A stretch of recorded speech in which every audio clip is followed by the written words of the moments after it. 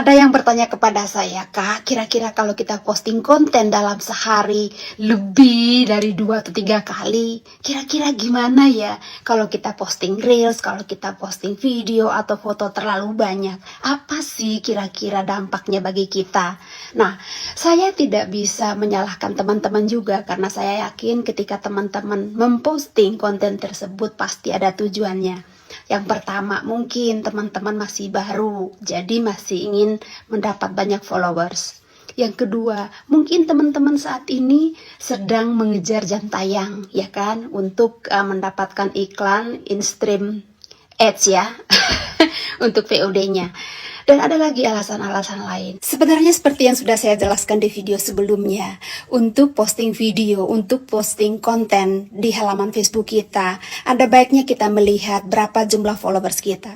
Kalau seseorang yang memiliki followers lebih dari 10.000, mungkin let's say dia posting dalam sehari 3 kali, mungkin masih banyak yang nonton ya. Kalau yang masih pemula, kurang dari 10.000, kurang dari 5.000. Kalau posting terlalu banyak, kita juga harus mikirkan dampaknya apa. Saya paham teman-teman mungkin ingin membangun interaksi dengan sesama followers, ingin mendapat jam tayang, tetapi juga harus dipikirkan dampaknya apa. Apakah dengan memposting 4-5 kali dalam sehari, teman-teman pernah melihat tren seperti apa sih penggemar maunya, di insight-nya seperti apa?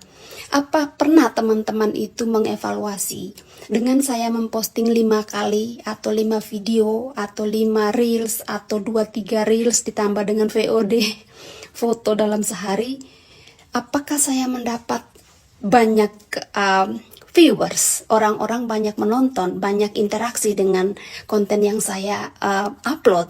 Apakah teman-teman pernah memperhatikan itu? Kalau misalnya belum, saya sarankan coba untuk melihat. Kalau misalnya dirasa itu tidak efektif, ya jangan diteruskan. Mari kita mulai memposting konten yang produktif, yang efektif, yang sekiranya bisa mendapatkan interaksi yang banyak ya. Ada timbal balik yang positif di dalamnya. Jadi di sini saya sudah membuat beberapa catatan. Kira-kira dampaknya apa saja sih kalau kita itu membuat konten terlalu banyak dalam sehari? Yang pertama, kalau kita membuat atau memperbaharui postingan kita, konten kita, foto, reels, video setiap hari lebih dari 3 kali, apa yang akan terjadi? Ternyata teman-teman, faktanya kalau kita memposting atau melakukan pembaharuan konten kita terlalu sering dalam sehari, itu menjadi salah satu alasan penggemar kita, followers kita itu akan pergi meninggalkan kita, tidak mengikuti halaman Facebook kita lagi. Itu yang pertama.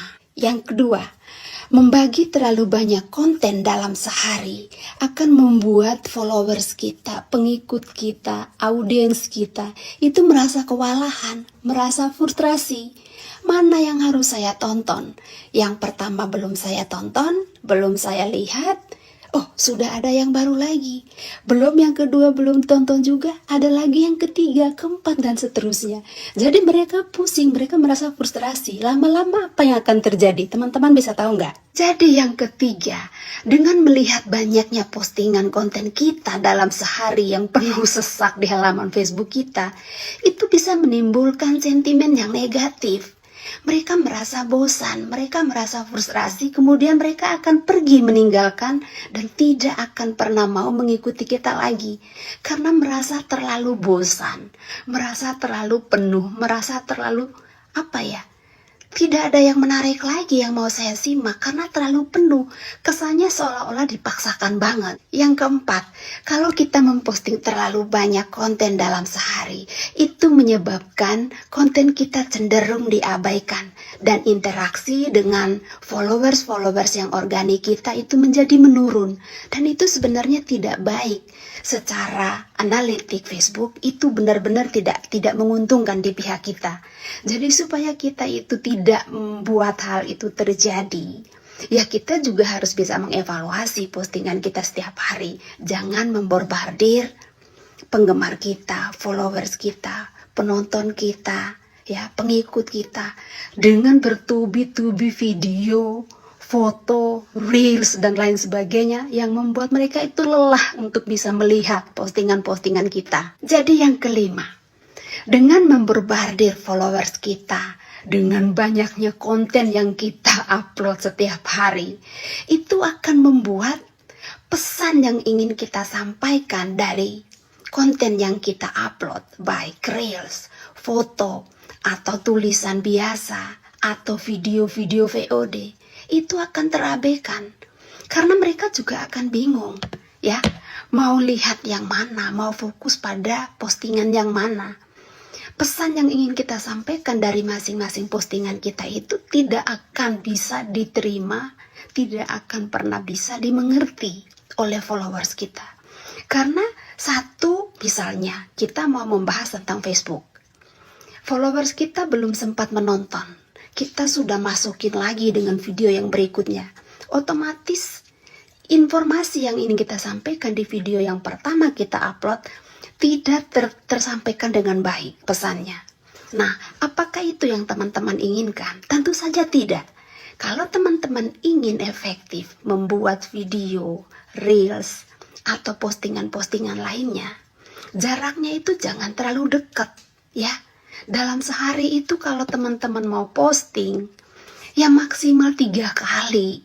Itu 3 kali itu udah banyak, teman-teman. Dan parahnya lagi juga, kalau misalnya kita itu memposting konten terlalu banyak, terlalu sering dalam sehari, pihak Meta juga akan tidak semudah itu untuk merekomendasikan konten-konten kita ke halaman Facebooknya orang lain.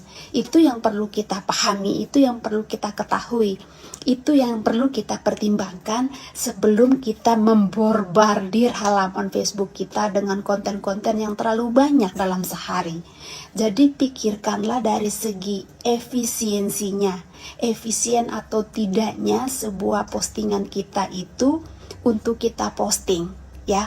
Kalau kita merasa terlalu banyak, ya jangan terlalu dipaksakan kalau memang hasilnya sedikit. Kalau misalnya teman-teman memposting dan misalnya posting 5 dalam sehari, nah ternyata ada 2 yang mendapat bagus, viewersnya bagus, interaksi dengan penontonnya juga bagus, tapi yang lainnya tidak. Nah, teman-teman harus pertimbangkan itu. Coba seandainya teman-teman hanya posting 2 ya dari 5 atau 3 dari 5, mungkin teman-teman akan mendapat lebih banyak atau lebih bagus viewersnya, interaksi dengan audiensnya juga, viewersnya juga lebih bagus. Nah, itu yang sebenarnya paling diinginkan oleh Meta, si Mehmet, si Mimit, ya, oleh Facebook. Itu yang teman-teman perlu perhatikan loh.